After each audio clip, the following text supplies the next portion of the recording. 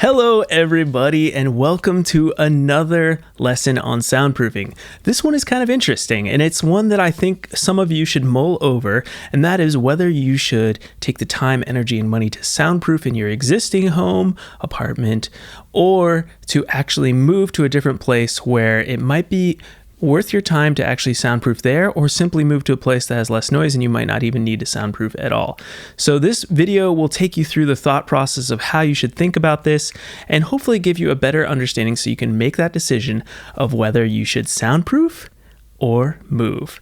Before we jump in, I want to let you know that if you're going down this soundproofing journey, there is nothing better than my resource that is the Soundproofing Workshop. This is 45 minutes of in-depth teaching where you will leave with an actual plan of how to soundproof your studio. To check out that workshop, just go to soundproofyourstudio.com where you can click join the workshop and you can start watching it right away.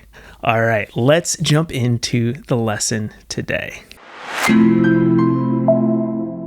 So number one, let's talk about the cost of soundproofing. So before we jump into this, I want to say I have another resource for you that if you're interested, I have a free soundproofing budget calculator that you can also download at soundproofyourstudio.com/calculator. And that will also be a link if you're watching on YouTube or listening to our podcast in the description. So you can go ahead, stop the video, and download that calculator and follow along if you like, or just keep watching and you'll see what I'm talking about here. So to do this, I'm going to switch over to my computer screen and share exactly how this budget calculator works, and we can play around with some numbers so you can see how much it may cost for you to soundproof your studio. All right, let's jump into that. So welcome to this soundproofing calculator worksheet. You can see you can download this again at soundproofyourstudio.com/calculator, and you can follow along with me.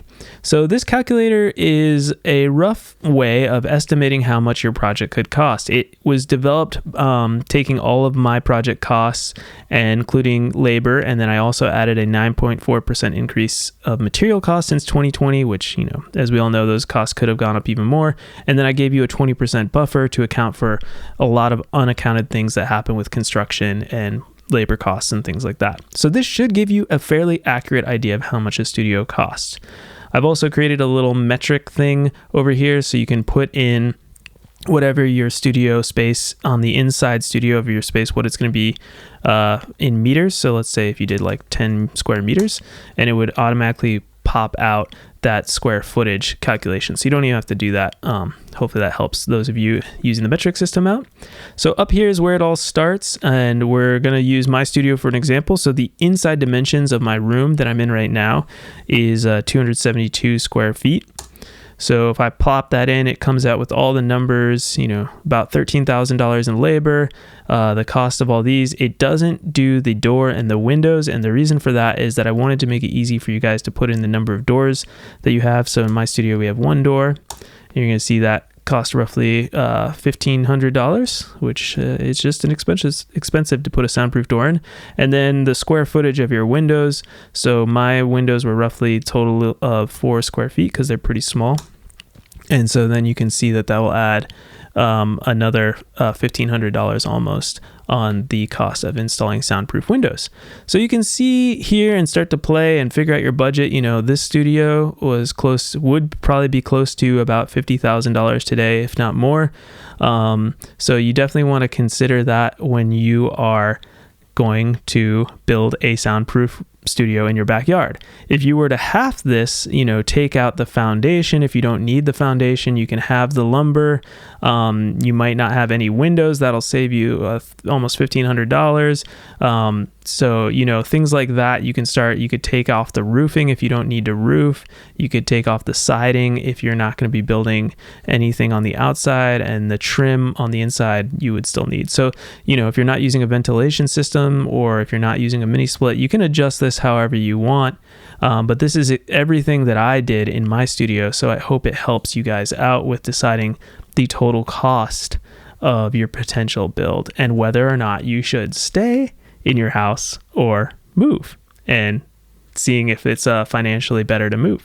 So anyways, I hope this was helpful. Let's jump back to the other side of this video back in the studio.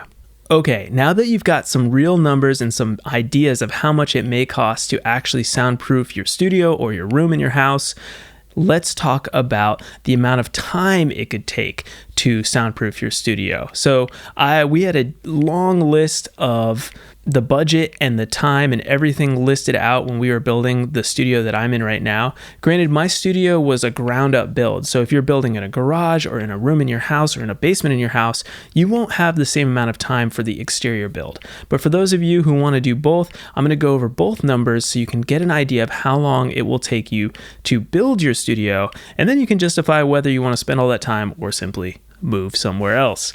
All right, so the entire build, I just looked at this today. I'd never actually looked at the amount of days we spent, but we spent a total of 120 days exactly, which it's kind of beautiful how it worked out so nicely like this.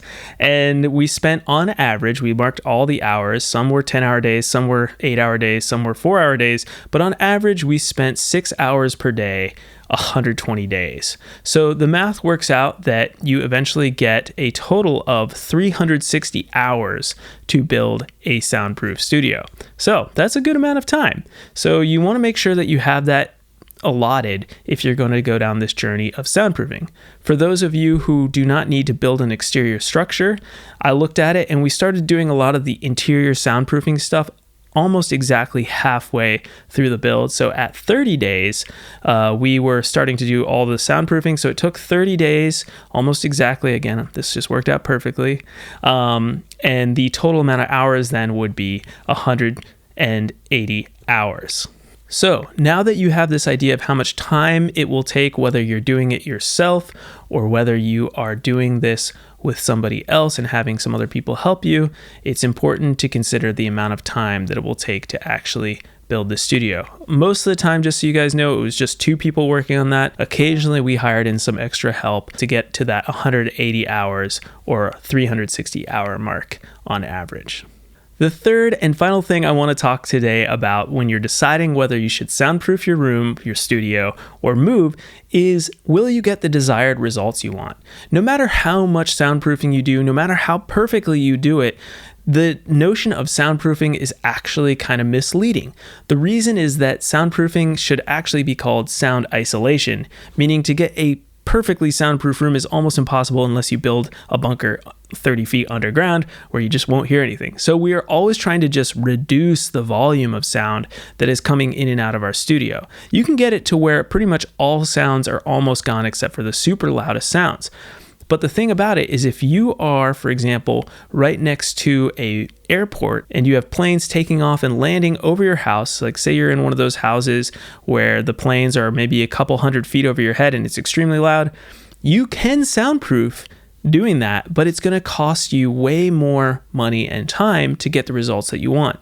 So in effect, you may want to move to a slightly quieter place where you can do less soundproofing work or maybe not have to do any soundproofing to get the results you wanted. Another example of this may be if you're in an extremely busy intersection where there's cars honking, lots of truck noises, people yelling and screaming, things like that. Again, it's going to take a lot more work and effort to get the volume to decrease to the level where you can do your studio work than if maybe you move to a quieter neighborhood and could do less soundproofing or do the same amount of soundproofing and get way better results. So I hope that makes sense there.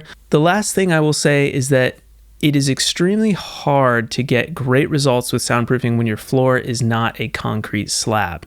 It's certainly doable. It just, you can imagine, costs more money and time and effort.